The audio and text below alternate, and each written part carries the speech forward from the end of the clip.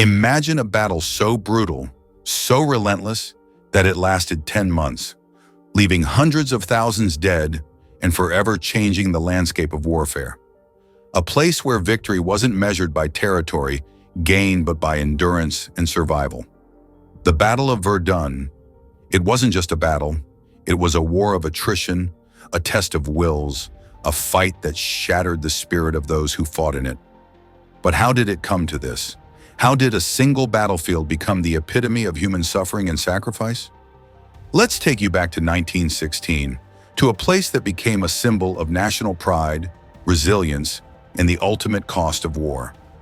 The Battle of Verdun, fought from February to December 1916, remains one of the longest and most devastating battles in history.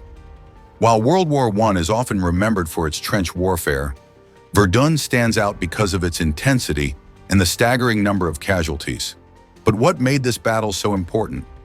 What drove both sides to such extremes? And why does Verdun continue to resonate in the collective memory of both France and the world? By 1916, World War I had already been raging for over a year and a half. Both the Allies and the Central Powers were exhausted from continuous fighting. The Germans, under the command of Erich von Falkenhayn, launched their offensive at Verdun with a very specific goal: to bleed France white. The German strategy was clear: to wear down the French and inflict so many casualties that they would no longer be able to continue the fight. Verdun must be the place where we break the French will to resist, Falkenhayn said. And so the nightmare began. On February 21st, 1916, the Germans launched their assault. They began with an unprecedented artillery barrage, bombarding the French positions with more than 1,200 guns.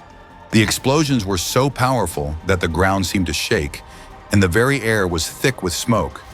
The landscape around Verdun became an inferno, with shattered trees and trenches filled with debris. Under the command of General Philippe Pétain, the French countered the German offensive with stubborn resistance. Pétain's famous words, "They shall not pass," became the rallying cry for the French soldiers, who, despite heavy losses, were determined to hold their ground. As the battle stretched into months, it became clear that Verdun wasn't going to be won in a matter of weeks. Instead, it turned into a grueling war of attrition, where both sides fought not for victory, but simply to survive. The fighting was incredibly intense, with soldiers enduring endless artillery bombardments, poison gas attacks, and constant shrapnel from exploding shells. The conditions at Verdun were horrific. The trenches were filled with mud, rats, and the dead, and the air was thick with the smell of decay. Soldiers had to fight through constant bombardment and were exposed to the elements with very little time for rest or recovery. The French had their forces rotated in and out of the front lines, but the battle became a cycle of death. Both sides were being ground down by the constant fighting. As the battle raged on, neither side was willing to give in, even though the cost in lives was astronomical. By July 1916, the French had begun to shift the tide of the battle. They launched a counteroffensive under General Robert Nivelle, recapturing lost ground and forcing the Germans to reconsider their strategy. The French, who had been relentlessly defending, now began to push back. For a brief moment, it seemed as though Verdun might finally be turning into a French victory, but the Germans weren't finished yet. They sent reinforcements, and by December, the front lines had remained relatively static. Neither side had truly won, but both had paid an enormous price in human lives.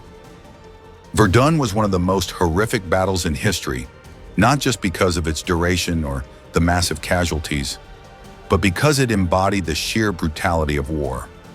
It was a battle that tested human endurance, and a reminder that sometimes victory isn't measured in territory gained, but in the resilience to keep fighting.